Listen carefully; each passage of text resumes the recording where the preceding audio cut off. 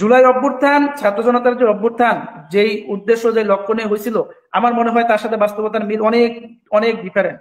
That's why আমরা মনে করি যে জুলাই অভ্যুত্থানের যে মানুষের যে লক্ষ্য, মানুষের যে আকাঙ্ক্ষা, মানুষের যে উদ্দেশ্য ছিল, সেই উদ্দেশ্য লক্ষ্য এগুলো বাস্তবায়নের জন্যই মূলত ওই ঘোষণাপত্রটা খুব জরুরি। এমন তো না যে আমরা এই ঘোষণাপত্রের মাধ্যমে কাউকে আমরা বঞ্চিত করছি বা কারো প্রতি বৈষম্য হচ্ছে।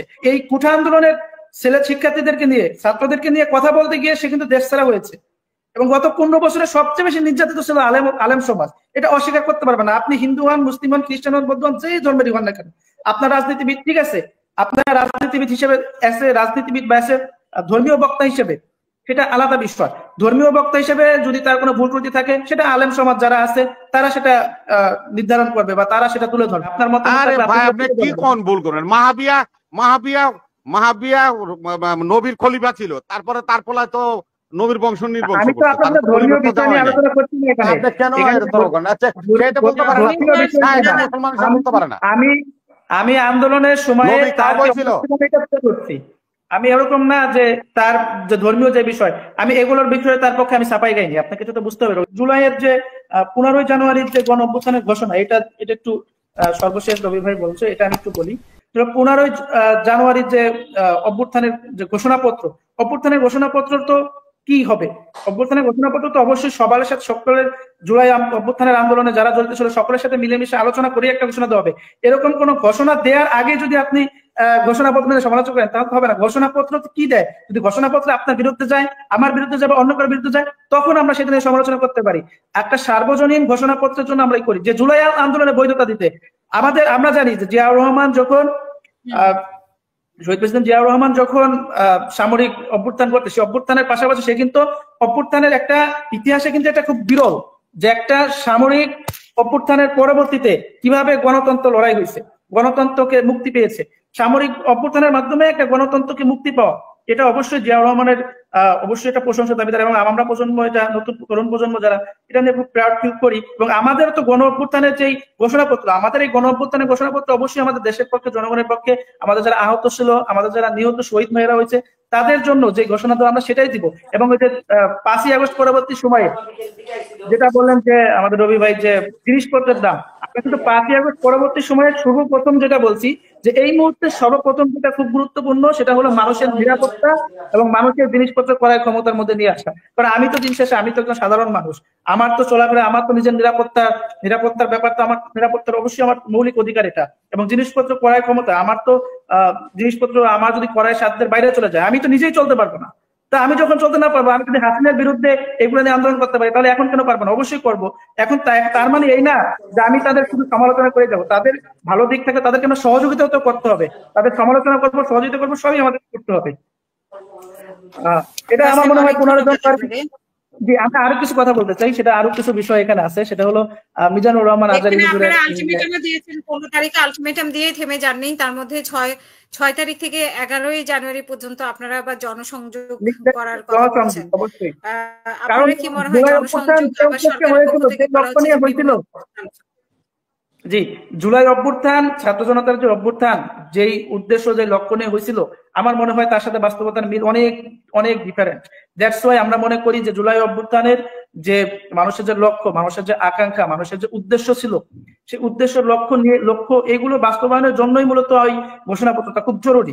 এমন তো না যে আমরা এই ঘোষণাপত্রের মাধ্যমে কাউকে আমরা বঞ্চিত করছি বা কারো প্রতি বৈষম্য হচ্ছে।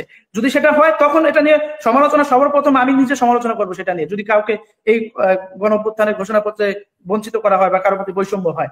আর দ্বিতীয় যে বিষয়টা, যে মিজানুর রহমান আজারী হুজুরের, আমরা জানি যে মিজানুর রহমান আজারী হুজুর কিন্তু একজন ইসলামিক বক্তা হিসেবে যদি ধরেন আপনি, ঠিক আছে, ইসলামিক বক্তা, ঠিক আছে, কিন্তু তার বাইরে কিন্তু আরেকটা পরিচয় আছে তার। তিনি কিন্তু এই গণ অভ্যুত্থানে আলেম সমাজের মধ্যে একজন অন্যতম বিপ্লবী নায়ক। এটা অস্বীকার করার কোনো ওয়ে নাই, কোনো ওয়ে নাই। যখন ইন্টারনেট বন্ধ ছিল, আপনার এই কুঠা আন্দোলন শুরু থেকে মিজানুর রহমান আজারী হুজুর সে আমাদেরকে সহযোগিতা করে যাচ্ছে। এবং গত এই কুঠা আন্দোলনের ছেলে শিক্ষার্থীদেরকে নিয়ে, ছাত্রদেরকে নিয়ে কথা বলতে গিয়ে সে কিন্তু দেশ ছাড়া হয়েছে। এবং গত 15 বছরে সবচেয়ে বেশি নির্যাতিত ছিল আলেম সমাজ। এটা অস্বীকার করতে পারবে না। আপনি হিন্দু হন, মুসলিম হন, খ্রিস্টান হন, বৌদ্ধ হন, যেই ধর্মেরই হন না কেন, আপনার রাজনীতিবিদ, ঠিক আছে, আপনার রাজনীতিবিদ হিসেবে এসে, রাজনীতিবিদ বা এসে ধর্মীয় বক্তা হিসেবে, সেটা আলাদা বিষয়। ধর্মীয় বক্তা হিসেবে যদি তার কোনো ভুল ত্রুটি থাকে সেটা আলেম সমাজ যারা আছে তারা সেটা নির্ধারণ করবে বা তারা সেটা তুলে ধরবে, কিন্তু অ্যাজ এ সাধারণ শিক্ষার্থী হিসেবে একজন সাধারণ জনগণ হিসেবে যদি ইঙ্গিত করে বক্তব্য দেয় সেটা কি মানে ঠিক হবে?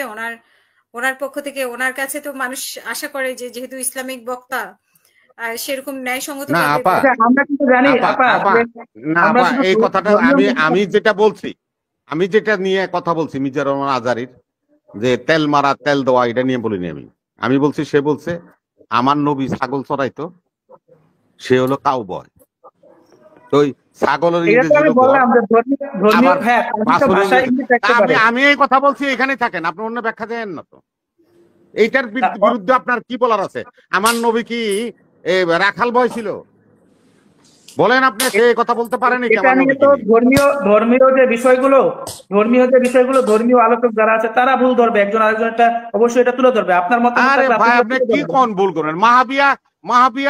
মাহাবিয়া নবীর খলিফা ছিল, তারপরে তার পোলায় তো নবীর বংশ নির্বংশ। আমি তো আপনাদের ধর্মীয় বিষয় নিয়ে আলোচনা করছি না এখানে। আপনি কেন আচ্ছা সেটা বলতে পারেন না?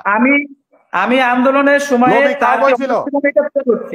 আমি এরকম না যে তার যে ধর্মীয় যে বিষয় আমি এগুলোর বিষয়ে তার পক্ষে আমি ছাপাই গাইনি। আপনাকে তো বুঝতে হবে রবি ভাই, আপনার সাথে সম্মানের সঙ্গে আমরাও আপনাদেরকে সম্মান করি।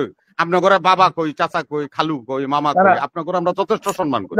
তাহলে আমি আপনার সময় আমার নবীর নিয়ে আপনি যত বড় স্কলার হন, আমার নবীর নিয়ে কটূক্তি করবেন, আপনাদেরকে আমি ছেড়ে দেবো না। সেটা আপনার যদি অভিযোগ থাকে সেটা আপনি অবশ্যই বলছেন আপনার জায়গা থেকে, বাট আমার দৃষ্টিভঙ্গি থেকে আমার ক্ষেত্রে আপনার পাশে থাকলে নবীর অপমান করলো সে ভালো মানুষ নাকি? নাউজুবিল্লাহ। না, অবশ্যই না। আমার রাসূল সাল্লাল্লাহু আলাইহি ওয়াসাল্লামকে নিয়ে যদি কেউ কটূক্তি করে, কেউ যদি কিছু বলে, অবশ্যই সেটা নিয়ে আমরা তো অবশ্যই তার বিরুদ্ধে সর্বোচ্চ এবং রাষ্ট্রীয় আইনও আছে এটা নিয়ে। আপনার যদি মনে হয় যে তিনি কটাক্ষ করছে বা তিনি করছে, তা আপনি সেটা প্রচলিত ভাবে তাকে নিয়ে বলতে পারেন, তাকে নিয়ে কথা বলতে পারেন। আমি মনে করবো কি, এটা তো ক্যাসেট, এটা সামাজিক যোগাযোগ মাধ্যমে সব পত্র পত্রিকা সব জায়গায় পাবলিশ হয়েছে, এটা আপনি শুনেন নাই কেন? এটাই আমি বুঝতে পারতেছি না। আচ্ছা অভি, আমি আপনাকে আরেকটা জিনিস জিজ্ঞেস করি যে আপনাদেরকে যে চাঁদাবাজ বলা হয় বা আপনারা বিভিন্ন কোম্পানি থেকে বিভিন্ন সুযোগ সুবিধা নিচ্ছেন, বিভিন্ন গ্রুপ অফ কোম্পানি থেকে, এই কথাকে আপনি কিভাবে ব্যাখ্যা করবেন? এরকম যদি কারোর বিরুদ্ধে অভিযোগ থাকে তাহলে সেই অভিযোগ অবশ্যই প্রমাণ সহ দায়ের করেন। আমরা তো বলছি যে 5ই আগস্টের পরবর্তী যে বাংলাদেশ হবে সেখানে প্রত্যেকটি, আমি কোথাও গিয়ে সমন্বয় পরিচয় কোনো পরিচয় দিতে চাই না। আমি চাই সাধারণ মানুষ হিসেবে আমরা 5ই আগস্ট পরবর্তী বাংলাদেশ এমন একটি বাংলাদেশ চাই যে বাংলাদেশে একজন সাধারণ মানুষ, একজন রিক্সা চালক, একজন এই দেশের একজন পথদরিদ্র মানুষ, একজন কৃষক, সে যেভাবে মূল্যায়ন পাবে আমিও যেন একইভাবে মূল্যায়ন পাই। আমি চাই না যে তাকে এক দৃষ্টিতে দেখা হোক, আমাকে আরেক দৃষ্টিতে দেখা হোক। সেই ক্ষেত্রে অপরাধী সে যেই হোক, আমাদের স্পষ্ট কথা, যদি কোনো অপরাধী অপরাধ করে থাকে তার পরিচয় যেটাই হোক না কেন সে যেন শাস্তির মুখোমুখি হয়, সে যেন শাস্তি থেকে ছাড় না পায়। এবং কোনো নিরপরাধ মানুষ সে যতই অসহায় হোক সে যেন কখনো অন্যায়ভাবে শাস্তি না পায়। এটাই তো বৈষম্য মুক্ত বাংলাদেশ নির্মাণের প্রথম যাত্রা। আর আরেকটি বিষয় যে ফারুক ভাইয়ের উপর হামলা হলো, ফারুক ভাই আমরা জানি যে গণ অভ্যুত্থানের অন্যতম একজন বিপ্লবী নায়ক নিঃসন্দেহে, কারণ শুরু থেকে ফারুক ভাই আমাদের সাথে আন্দোলন সংগ্রাম করে যাচ্ছে, আমাদের সহযোদ্ধা। 2018 সালে কোটা সংস্কার আন্দোলনে তারা নেতৃত্ব দিয়েছিল।